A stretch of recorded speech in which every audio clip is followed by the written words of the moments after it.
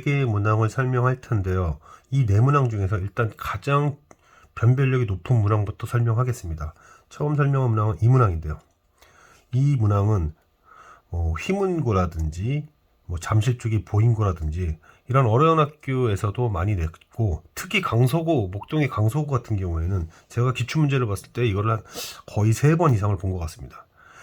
이런 학교들은, 특히 강서고 같은 학교에서는 어려운 문제를 출제한 다음에 일정 간격을 두고 또 다시 출제합니다. 그래서 제가 문제를 확인하다가 이 문제는 꼭 설명해야겠다 싶어서 이 문제를 뽑았습니다. X7승은 1인 이 등식을 만족시키는 근 중에서 하나는 1일 거고요. 나머지 6개는 허근입니다. 그 허근은 이쪽에 포함이 되어 있죠. 이쪽에 포함이 되어 있습니다. 그리고 fx를 이렇게 정의했어요. 이렇게 정의된 fx에다가 하나의 실근과 6개의 허근을 전부 다 대입했을 때 어떤 함수값이 나오는가 라는 게 문제 질문의 취지입니다. 자, 설명하려고 이제 종이에 또 옮겨 적었는데요. 이 7개의 근 중에서 하나의 실근이 있을 거고요. 그리고 나머지 6개의 허근들은 이렇게 이름을 매깁시다. 얘네들을 통칭해서 그냥 알파라고 할게요. 이 알파라는 녀석이 어떤 특징을 가질까? 자, 그러면 일단은 F1을 한번 해야 됩니다. 그러니까 이 수식은 일단 이 등식을 만족시키는 7개의 액수 중에서 실근인 1이 들어가면 이건 쉽게 보입니다. 2분의 3이 보여요. 문제는 이 6개의 근들이 이 수식에 들어갔을 때 어떤 모습을 가질 것이냐. 자, 이 6개의 허근의 대표 한 놈을 뽑습니다. 뽑아서 대입을 해서 어떤 특징을 갖게 되는지 계산 과정을 통해서 규칙을 찾아볼게요. 이렇게 찾아보겠습니다. 통분해야 됩니다. 그래서 분모는 이렇게 되겠죠. 분모는 이렇게 될 거고, 분자 쪽은 해봐야 합니다. 알파 2승은 얘랑 또 이렇게 만나야 되고, 알파 3승은 알파 제곱 이렇게 만나야 돼요. 그 중에서 일단은 분모부터 해결하겠습니다. 이 분모가 어떻게 되는가? 분모를 한번 전개해 보면, 자, 1만 나오거나, 그 다음에 2승, 4승, 6승, 그러니까 1, 알파승 이런 식으로. 그 다음에 이제 1은 어차피 계산에 큰 영향을 주지 않으니까 이제 둘둘 만나는 경우, 둘둘 만날 때 얘네들이 만나면 알파 6승, 그리고 얘와 얘가 만나면 알파 8승, 알파 8승은 알파라고 써야 됩니다. 그리고 알파 10승, 알파 10승은 알파 2승이라 써야 돼요. 지금 무엇을 쓰고 있냐면 7승, 주기성을 이용해서 차수를 최대한 떨구는 거예요. 이렇게 이제 구별해주면서 마무리는 뭡니까? 2, 6, 12. 12승은 알파 5승입니다. 그러면 알파 0, 1, 2, 여기서 계산 또 조심해야 돼요. 여기서 계산 조심해야 되는 게, 제가 여기서 얘네들이 곱하면 알파 10승이 된다 했죠. 알파 10승은 알파 3승입니다. 그럼 다시 이제 알파 0승, 1승, 2승, 3승, 4승, 5승, 6승까지 날라가니까 분모는 알파 6승만 남는구나. 여기까지 확인이 됐죠? 그러면 이제 분자를 봐야 됩니다. 분자를 봐야 되는데, 분자 쪽에서는 일단 전개합니다. 그럼 여기서 전개할 때 1, 알파 4승, 6승, 그 다음에 3승이라 써야 돼요. 왜냐면 알파 10승은 알파 3승이니까 차수를 떨궈야 되니까. 여기서도 7승 넘어갈 때 계산에 조심해야 돼요. 1, 알파 2승, 6승, 그 다음에 8승은 알파승입니다.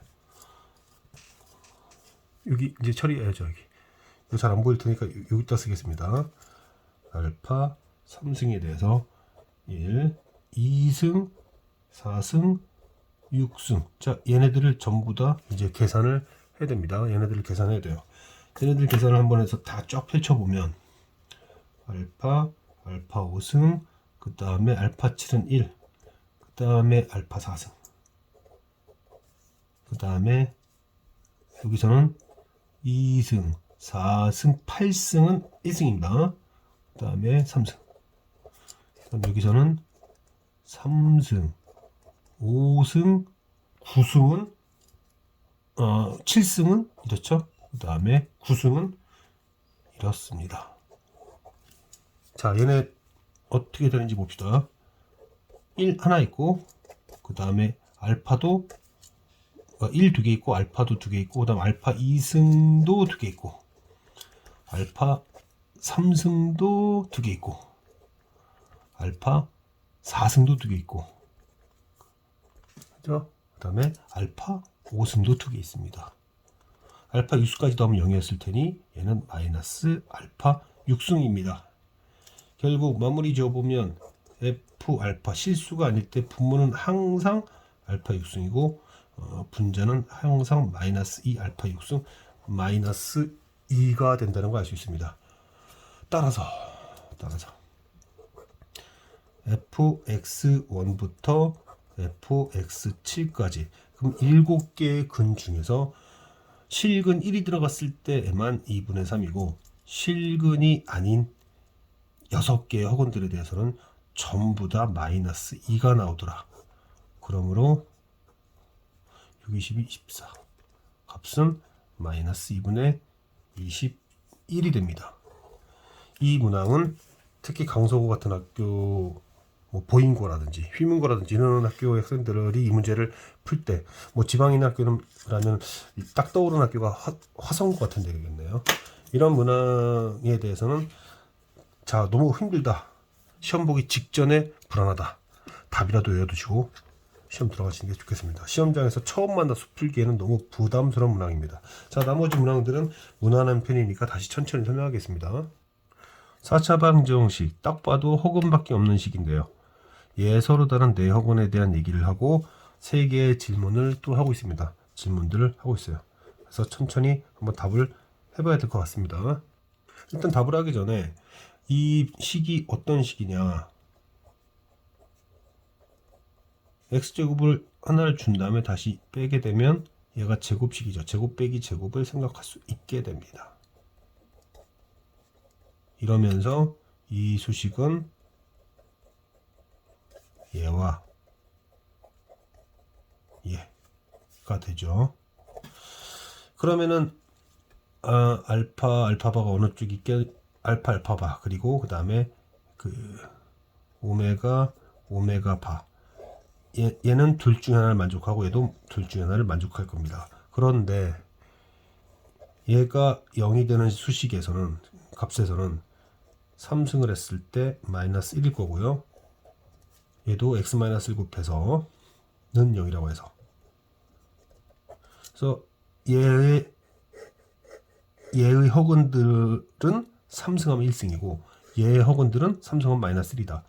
근데 어쨌든 알파 3승, 베타 3승, 알파든 오메가든 둘 중에 하나 어딘가로 갈 텐데 누군가 하나는 마이너스 1일 거고 누군가 하나는 1일 테니까 결국 실수라는 얘기는 당연히 맞는 얘기가 될 것이고요.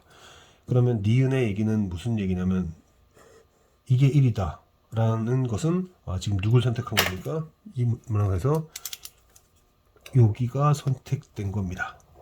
그래서 오메가랑 오메가 바는 무엇을 만족시킨다? x제곱 더하기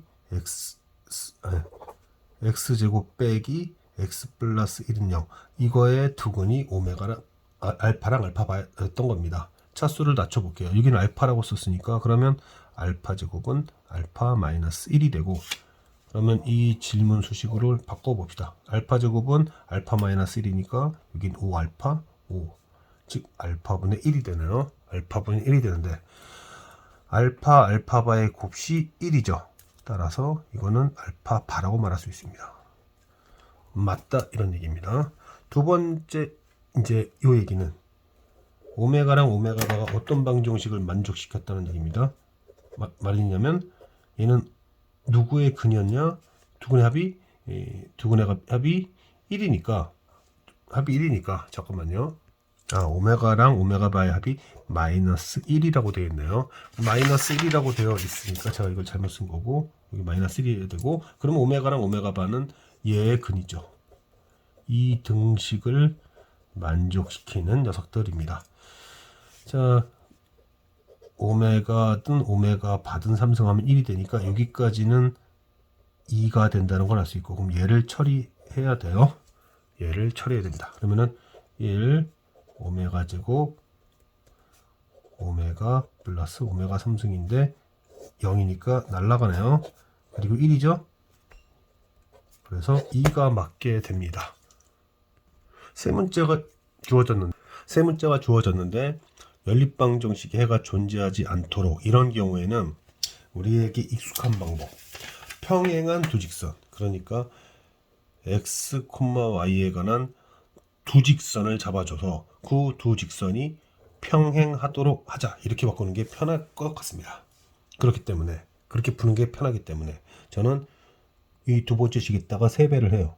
3배를 하게 되면 6x 3y 빼기 3z, 그리고 윗식은 그냥 냅둡니다. 뭔 짓을 할까요? 빼야죠. 빼야 제 말대로 될 테니까. 빼게 되면 여기는 5x 플러스 y는 5가 되겠네요. 그럼 여기서는 또 어떻게 될까요? 더하면 되죠. 제가 이렇게 푼다고 했으니까. 더하면 k 플러스 2 k 플러스 2의 x, 그리고 이 y는 12. 개수 차이가 이러네요. 그럼 여기는 2배에서 10x 2y 10. 그러면 여기를 같게 만들면 여기 같지 않으니까 두 직선이 평행하게 되죠. 평행하게 되니까 해가 없게 됩니다. 따라서 k 값은 8이라고 하면 돼요. 다음 문제는 연립방 정식이 실수 k 값에 관계없이 항상 일정한 근을 갖는다. 그럼 k 값에 관계없이 이 직선이 지나는 정점을 이 직선도 지나면 되겠네요. 역으로 할 수도 있겠지만 얘의 k 값에 관계없이 항상 지나는, 막 바뀌는데 이 점을 지난대요. 그럼 얘도 그 점을 지나면 되죠. 그러면 k 값에 관계없이 항상 두 녀석은 교점이 있게 된다. 근데 왜 얘의 정점을 갖고 하느냐? 얘는 변수가 많잖아요. 변수가 많으니까 변수가 그래도 k밖에 없는 이 녀석으로부터 k 값에 관계없이 항상 지나는 점을 찾아봅니다. 그럼 k가 나요. 첫 번째 식을 정리해 보면 이렇게 되고 이렇게 되죠. k에 관한 항등식으로 풀자는 얘기예요. k 값에 관계없이 성립하는 k에 관한 항등식, 결국 얘가 0이 되고 얘가 0이 돼야 되죠. 그럼 두 직선을 연립합니다. 두 직선을 연립해 봤더니 얘가 돼요. 이게 바로 이 직선의 정점입니다. 이 직선의 정점을 얘가 지나면 되는 거예요. 그래서 마찬가지로 얘도 빨리 정리합니다. 얘도 어떻게 정리하냐면 K에 관하여 정리를 해요.